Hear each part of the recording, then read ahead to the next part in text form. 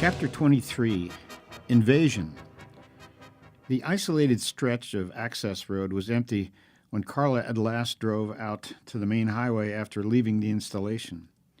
She had, of course, no knowledge of the deadly drama that had been acted out along that route earlier.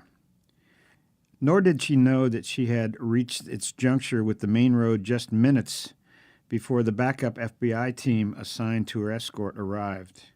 Consequently, the men sat waiting for nearly an hour before they were belatedly notified that she had already driven to Palo Alto.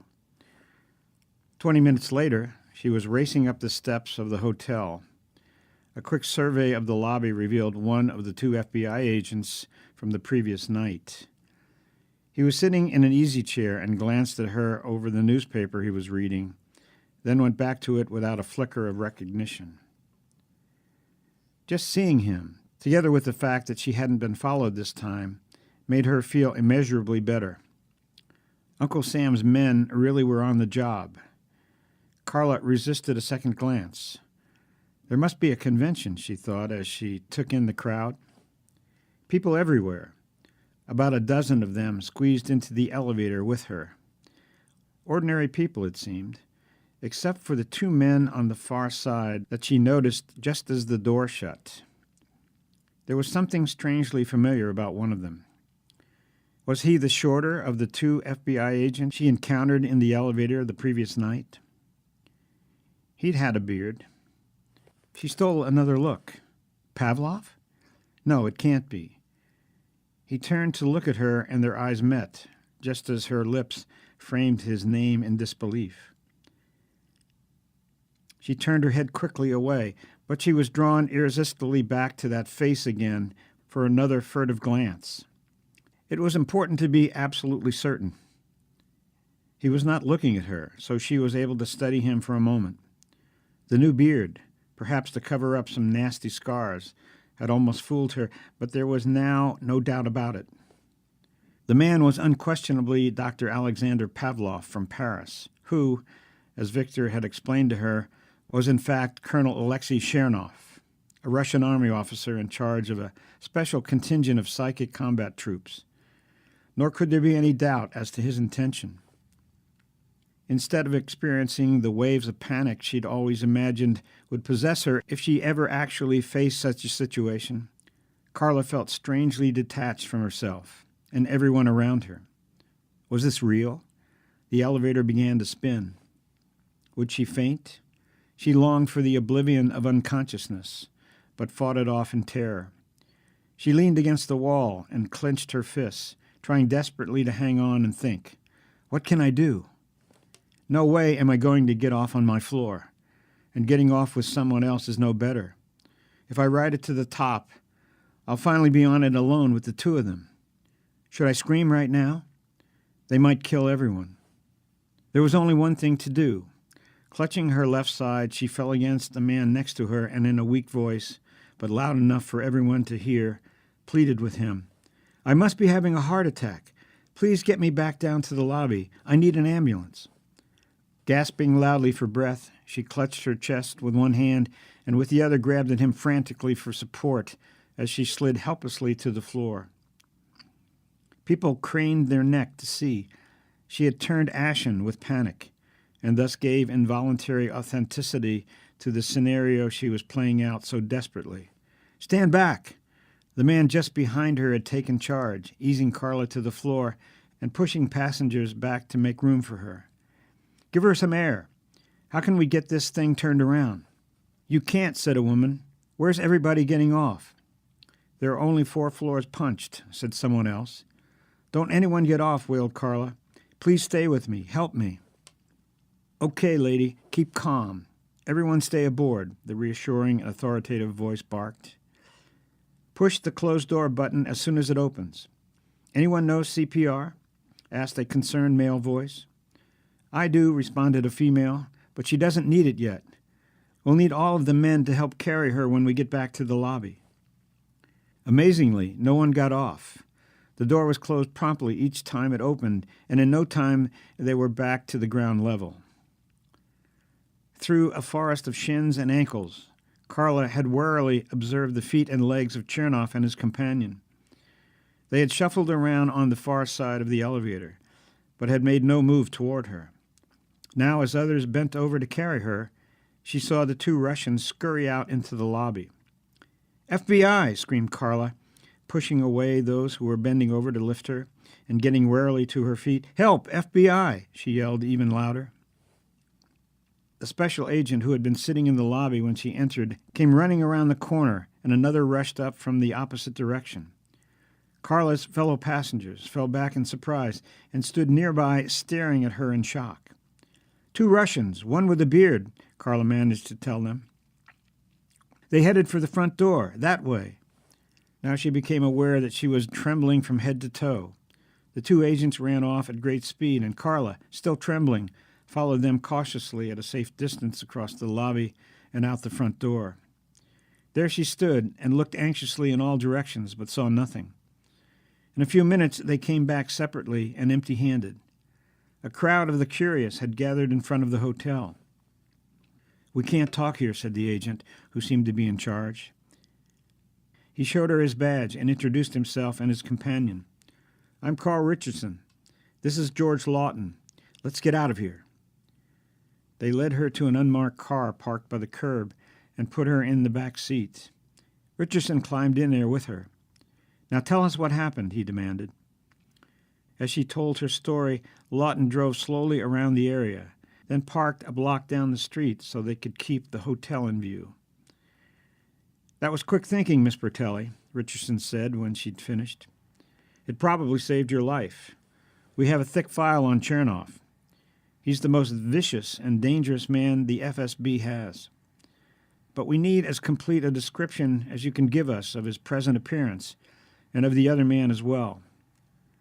"Well, physically, Chernov hasn't changed since I saw him less than 3 weeks ago in Paris," said Carla, trying to picture him. "He looks about 45 years old and even 6 feet tall, powerfully built. I'd say about 200 pounds. Sharp nose, square jaw. His eyes are sort of sunken and narrow. Broad forehead. Thick black hair cut very short. But it lies down flat. His beard is extremely short. It can't be more than 3 weeks old because he didn't have a beard in Paris. His companion, also powerfully built, is about 2 inches taller, but I really didn't get a good look at him. I think he had short, sandy hair and broad cheekbones, but that's about all I remember. They were both wearing dark suits." As she gave the descriptions, Lawton repeated them over the car radio. "That's going immediately out on an all-points bulletin," explained Richardson. "It goes not only to our agents, but to local police, sheriffs, highway patrol, every law enforcement agency. Unfortunately, we don't have a description of their car other than what you gave us last night, which isn't much to go on." They drove back to the hotel, this time parking around the corner, and the three of them walked in the side door and hurried across the lobby. Immediately they were recognized, and several of the most inquisitive guests followed them. "Stand back," ordered the two agents as soon as the elevator door had opened, and they prevented anyone else from entering. The door closed on the three of them, and Richardson punched floors 4, 6, and 10. Responding to Carla's questioning look, he explained, "Some of those people will be watching to see what floor we get off at, and they'll literally snoop along the halls trying to find out something." At the 4th and 6th floors, he punched the button to close the door immediately. When the elevator opened at the 10th floor, they got out, and the FBI agents led the way down the stairs to the 8th, where Carla's room was located. When the elevator opened at the 10th floor, they got out, and the FBI agents led the way down the stairs to the 8th, where Carla's room was located. She opened the door to her room, and they went in with her to check it out. "Lawton and I have blown our cover," explained Richardson. "You won't see us again in the lobby. We'll trade places with the team that has been occupying the adjoining room." He pointed to the access door between. "The door on our side is open at all times. If you have an emergency, just open your side and come on in. We'll be there 24 hours a day. There's another team in the room directly across the hall watching your door day and night." "You really make me feel secure," responded Carla gratefully. I didn't know I was this important. It's hard for me to believe that someone actually wants to kill me. That's a horrible realization." "From what you told us, you nearly killed Chernov," said Lawton. "He's not the kind to take that without getting revenge." "Don't forget, however, you're not his primary target," added Richardson. "That's in your favor. He's after the defector you rescued. He now knows you'll be watched around the clock after you recognized him tonight, and he may decide it isn't worth the risk and effort. We hope so, but if he tries, we've got you covered. No more elevator rides unescorted. Everywhere you go, someone will be right there. You won't always know it, but you can count on it." Carla was in bed trying to fall asleep and finding it impossible when the phone rang. "Miss Bertelli," said a deep male voice, "this is Don Jordan. I'm in charge of the FBI teams that have you under surveillance. I just wanted to explain a couple of things. First of all, you might be interested to know that the men you saw in the elevator were apparently on the private access road out near the research center earlier tonight, probably to waylay you. A mutual friend of ours, Ken Inman, seems to have frightened them off." "You're kidding. What in the world was Ken doing out there?" "Exactly what he shouldn't have been doing, and I've warned him about that. But he had such concern for you, he just didn't realize what he was getting into. But he knows better now. This is a very dangerous Russian team. They killed 2 of our men who tried to arrest them a little later." "So Ken saved my life and risked his own to do it?" "I guess you could say that," said Jordan. For a moment, Carla saw herself walking out of the hospital room and heard Ken calling to her. Then she realized that Jordan was telling her something important. "We don't know how many more there may be in this elite Russian team, but we've got a company of specially trained Army commandos coming in from Virginia who can handle them. By tomorrow evening, they'll be deployed all along the access road leading from the main highway to the laboratory, so you won't have anything further to worry about." "Are you expecting a major assault on the laboratory?" asked Carla in surprise. "I can't say what we're expecting. Of course, everything I've said to you is confidential. I mainly wanted to let you know that we have the situation under control. Just relax and have a good night's rest." "I really appreciate this," said Carla. "I was having a terrible time trying to get to sleep. I don't like to take pills." "Definitely don't take any under these circumstances," Jordan cautioned her. "Thanks again. You made me feel so much better." Carla slept fitfully. Nightmares merged in waking fantasies. The whole of life had become a bad dream from which she had hoped one day to awaken. Was it worth going on? Of course it is, she told herself, whenever such a thought surfaced. There was no doubt that she had a Pulitzer Prize-winning story in the bag, at least $5 million in movie rights, and all of the other endless benefits. She was not only sitting on the story of a lifetime, but she was living it, participating in its frightening development, experiencing it all herself from the inside. Had any other journalist ever been so lucky as to stumble upon such an opportunity? After a late breakfast in her room, delivered by an FBI agent, she dressed and went down to her car. The man in the hall who got on the elevator with her and followed her into the garage, the unmarked car with 2 men in it that pulled out just ahead of her, and the similar one that followed just behind and stayed with her all the way to the gate of the installation, gave her a feeling not only of impregnable security, but also of importance that was more than gratifying. She wouldn't want to live that way for long, however.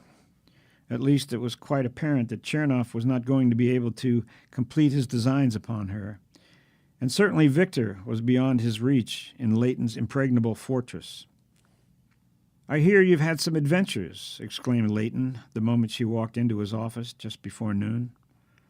"I had some anxious moments, but I'm really not worried anymore," said Carla, trying to be blasé about the whole thing. Then she added with a laugh, "You'd think I was the President of the United States if you could see the way my hotel room is watched, and the escort I got right up to the gate." Well, you're safe out here, that's for certain. This place is guarded better than Fort Knox. Maybe I can persuade you to move in. You'd have your own apartment like Victor. Great food. The Hilton can't offer anything better. Sauna, gymnasium, swimming pool. Carla laughed and shook her head. And miss the celebrity feeling I get with escorts and guards following me everywhere? I appreciate the offer, but I'm not worried anymore. They told me they're going to have a whole company of Special Army commandos guarding the road by evening. So even that spooky stretch that used to scare me to death is going to be a piece of cake from now on. I know, responded Leighton with a scowl, and I think it's a ridiculous overreaction. The escort they've given you should be enough. I don't like so much attention, not that kind. Some senator could start asking questions that we can't answer yet. He shrugged and managed a half smile. Look, I'm not suggesting it's your fault. Anyway, we've got a job to do out here. Let me get the lab on the intercom and see what Del Sasso's up to. Victor's already down there. We've got a lot of ground to cover today. The night was pitch black. Not only was it in the dark of the new moon, but a heavy bank of fog had crept inland from the coast a few miles to the west and up and over the mountains, seeping down to the ground through the treetops. Silence and immobility reigned.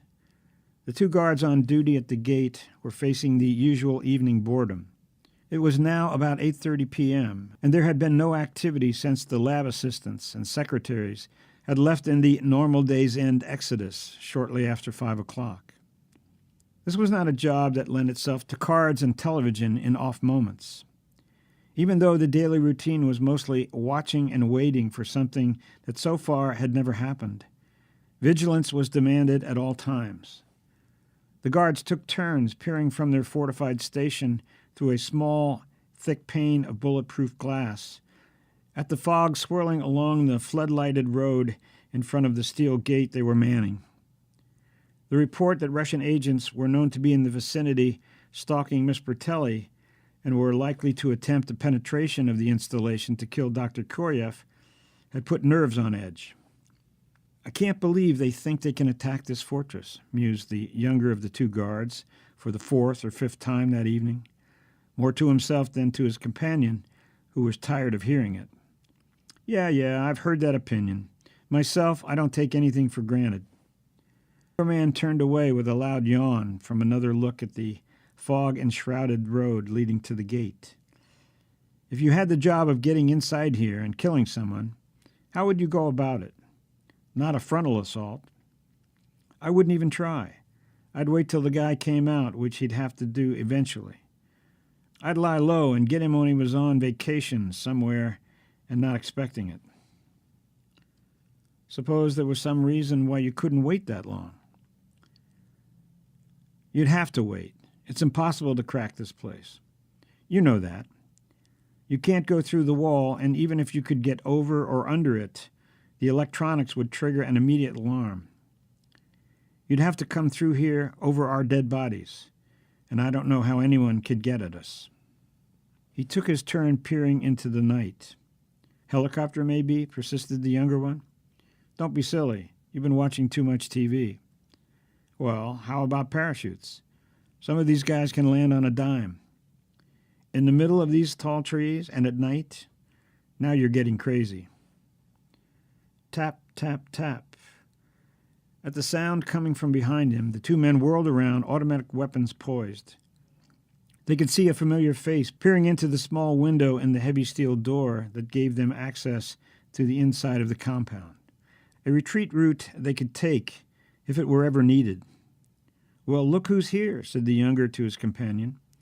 It's not often we get a visit from the big wheels. He went over, unlocked the door, and opened it. Out for a stroll, are you? Yeah, my brain was getting foggy, so I thought I'd clear it with a short walk around the base. That never fails. Well, come on in, said the older guard, and relieve our boredom for a few minutes. We're supposed to be on alert, but what's the point? The woods are crawling with Army commandos. Any Russian agents out there couldn't get within a country mile of this place. And if they did, I'd like to see them try to get in. Suddenly, the visitor, who had stepped inside the small station, stared with shocked expression past the guards through the small window and asked in a hushed voice, "What was that just moved over there across the road?" The two guards stepped quickly over to peer out through the bulletproof glass into the fog. "Straight across?" the elder one asked, half turning back toward the visitor. As he did so, he noticed a quick movement out of the corner of his eye. With a lightning motion, the video surveillance camera had been shoved to one side. Wearing a derisive smile, the visitor was pointing a handgun fitted with a silencer. The guard had no chance to aim his own weapon in defense. The 3 slugs tore into his face and head, killing him instantly. His younger companion whirled around, but was dead before he could raise his gun. Instantly, the visitor pushed the button that opened the armored door, stepped quickly over the 2 bodies and into the open doorway, and waved at the empty road.